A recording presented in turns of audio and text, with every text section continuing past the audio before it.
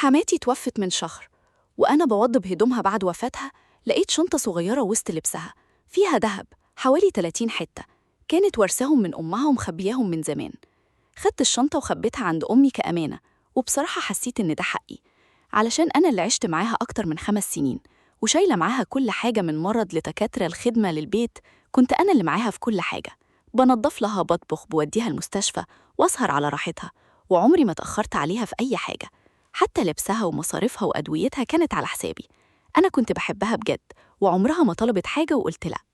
بناتها عرفوا بموضوع الدهب وبدأوا يطلبوا مني أرجعه، قلت لهم معرفش حاجة، وبدأت مشاكل وكلام وتلميحات، وقالوا ربنا وكيلك. وأنا ساكتة، مش خوف، بس علشان اللي بيني وبينها ربنا، وهي أكتر واحدة عارفة أنا عملت إيه علشانها. أنا شايفة إن ده حقي، وما خدتش حاجة غصب، ولا بعته ولا استفدت بيه.